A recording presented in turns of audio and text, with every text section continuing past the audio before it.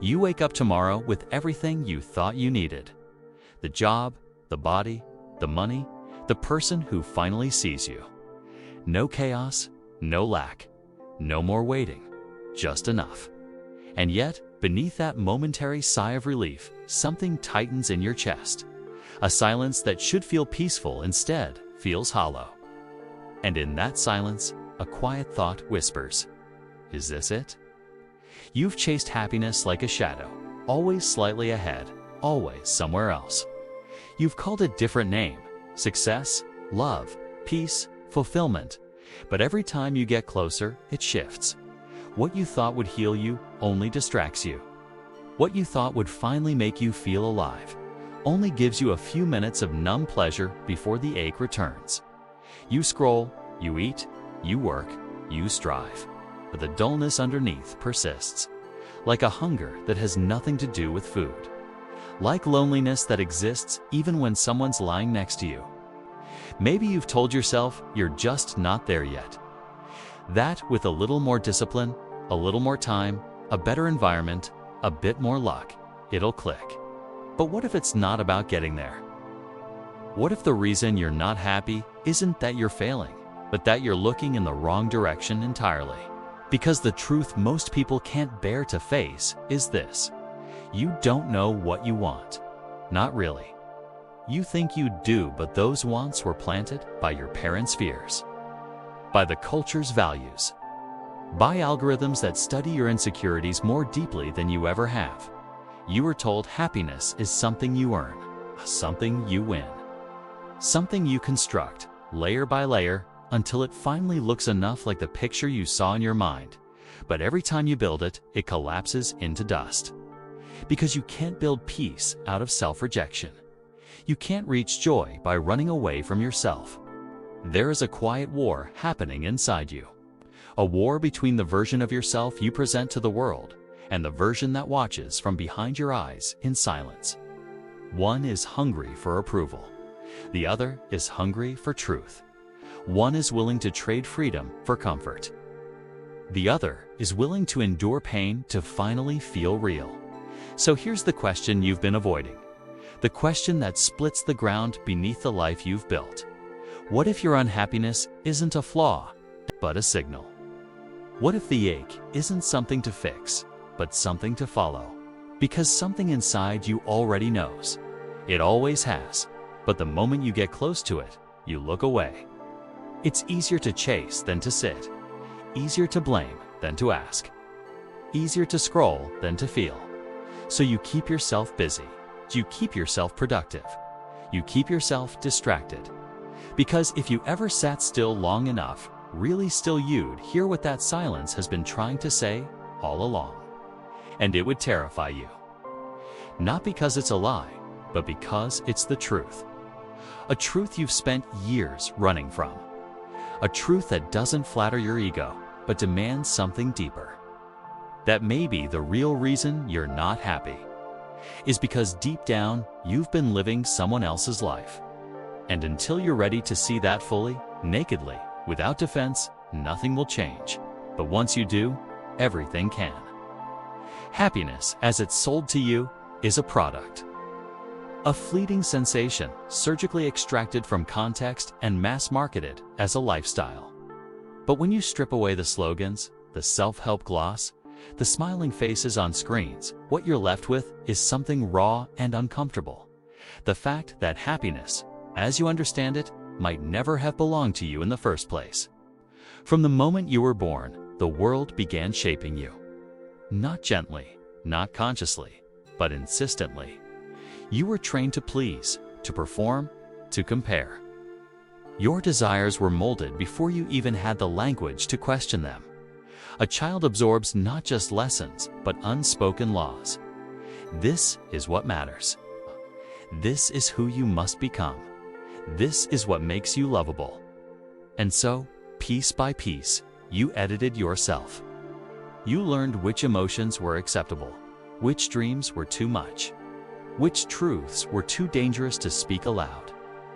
Carl Jung once said, "The privilege of a lifetime is to become who you truly are." But most people never reach that privilege. They're too busy being what they think they should be, what the tribe rewards, what the mirror tolerates, and what society exploits.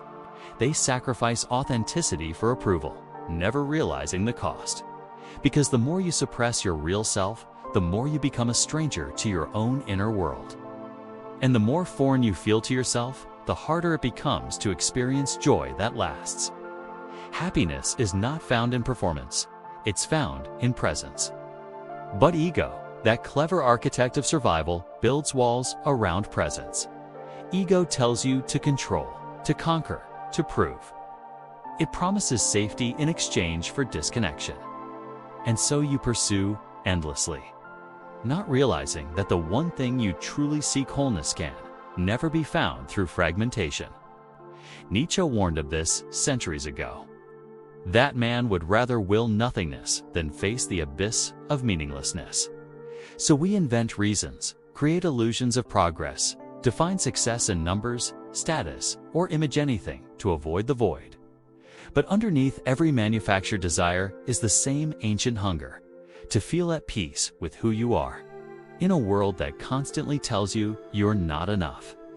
And the culture thrives on this insecurity, because a person who believes they're broken is easier to control, easier to sell to, easier to distract. Your discontent fuels industries. Your self-doubt keeps systems intact. No one profits from your contentment, but everyone profits from your confusion. That's why true happiness isn't just personal, it's rebellious. It's a quiet revolution against everything false you've been taught to believe. Schopenhauer believed that life itself is suffering, and that happiness is not a natural state, but a brief relief from endless wanting. That may be true on some level, but it's not the whole truth. Because what we call suffering is often the friction between our real self and the image we've been told to maintain. We suffer not just because life is hard, but because we're dishonest about what we truly value. And this dishonesty runs deep. It hides in our language, in how we describe success, in what we praise and what we ignore. We romanticize the grind, glamorize the chase, idolize perfection, never asking whether any of it actually nourishes the soul. We're starving for connection while performing competence. We crave intimacy, but settle for admiration. We want to be known, but fear being seen.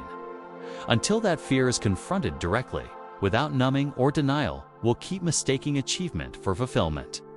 You will keep chasing the external to fix what's internal.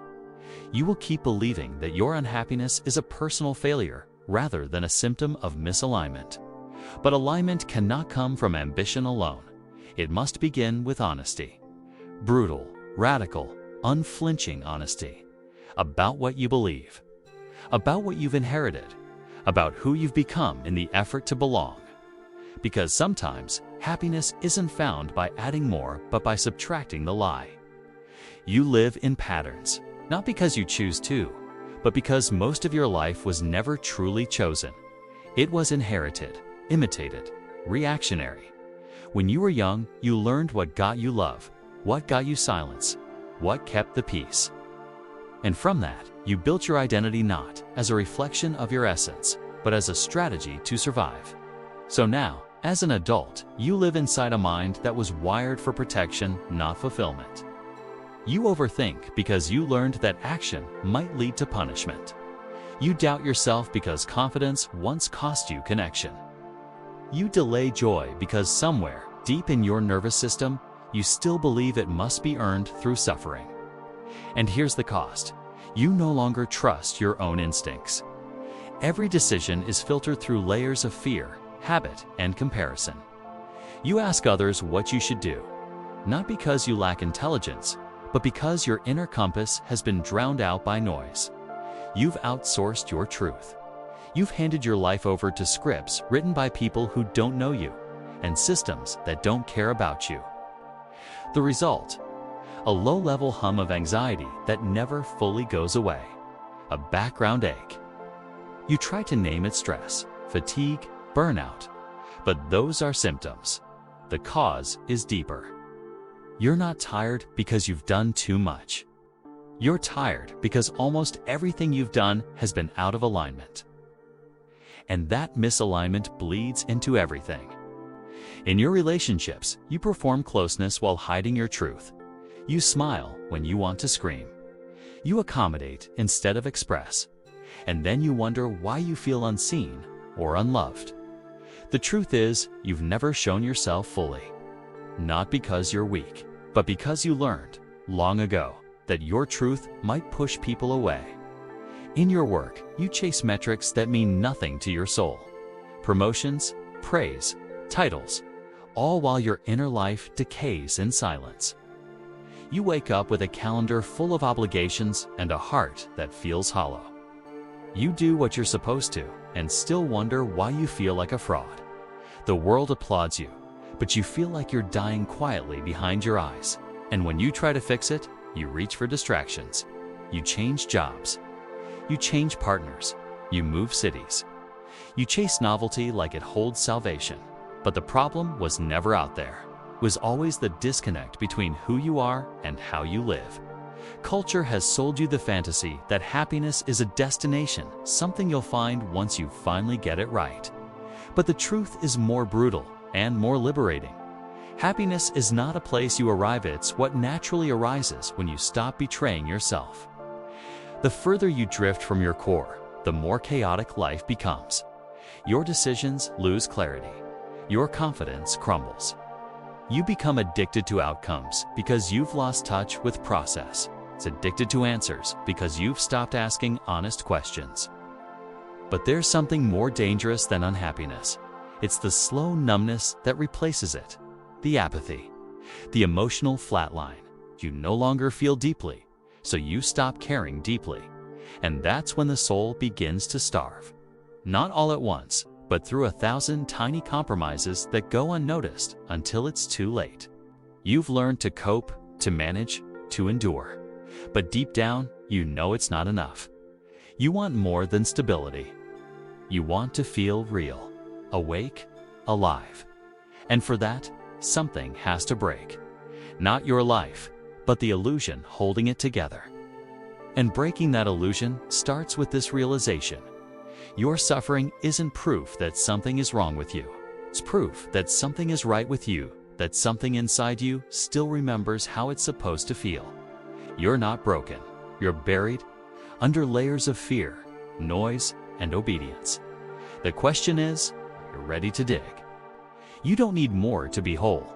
You need less of what was never yours to carry. Less pretending, less proving, less performing.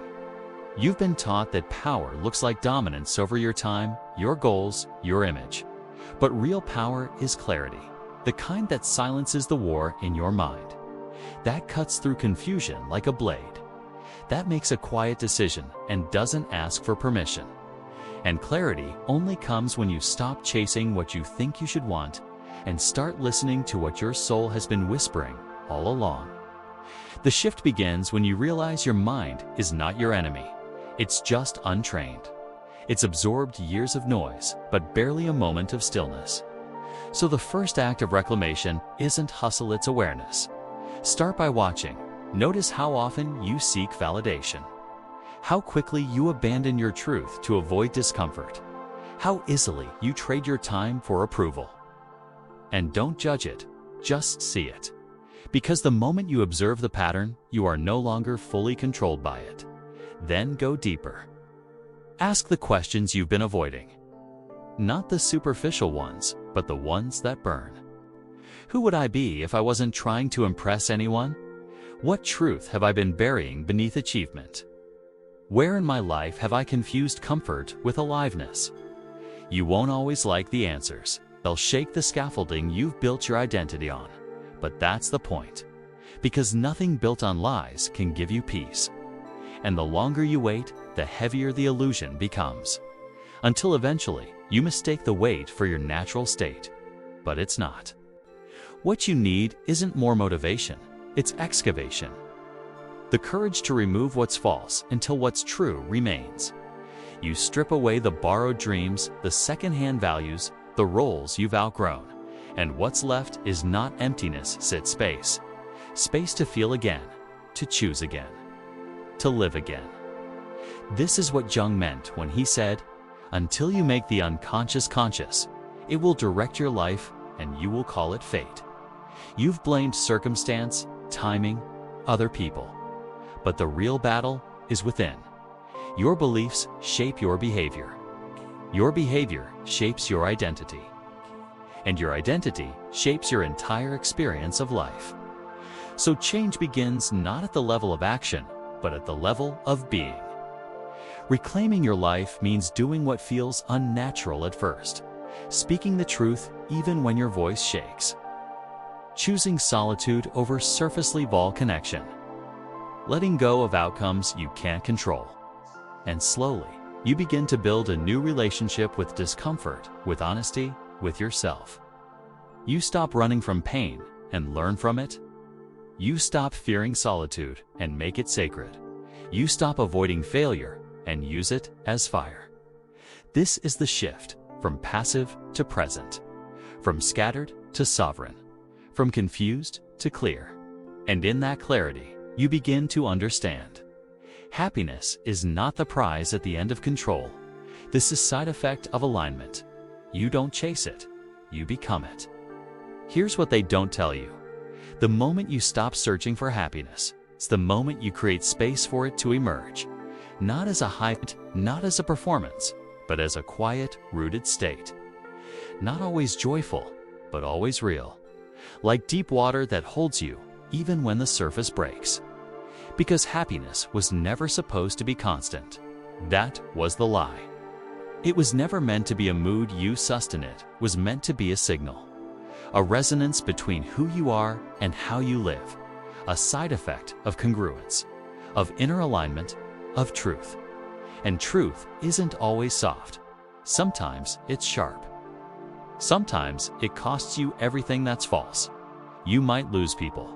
You might lose the version of yourself that used to make others comfortable. You might lose the predictable rhythm of a life lived on autopilot. But what you gain is your soul back. And that trade is always worth it. Because deep beneath your roles and reflexes is something that cannot be taken. Something unbroken, untouched by image or shame. That is who you are, before the world named you, before pain rewired you, before fear conditioned you to shrink. And once you find it, even once, you realize nothing external can complete you. Not because life is meaningless, but because meaning is something you give, not something you get. Purpose is not handed to you. It's created moment by moment, through honest attention, through intentional action, through saying no when you mean no, and yes, only when you feel it in your bones. You don't need to fix yourself. You were never broken. What broke was your connection to your own knowing, and that knowing is still there. Beneath the noise, beneath the ache, beneath the mask. And the more you return to it, the less you need, the less you fear, the less you seek yourself in mirrors that don't reflect your truth. Happiness doesn't ask you to perform. It asks you to come home. And coming home takes courage. The kind that stands still when the world rushes. The kind that chooses integrity over image. The kind that listens to silence and doesn't flinch. Because the real reason you're not happy is that you've forgotten who you are. And the moment you remember, not in your head, but in your being, you will stop chasing and start choosing. Choosing truth over comfort, depth over approval, wholeness over perfection, and that ... is the beginning. Not of happiness as an emotion, but happiness is a state of soul. Quiet, clear, unshakable. Now you remember. Stay there, breathe, listen, begin.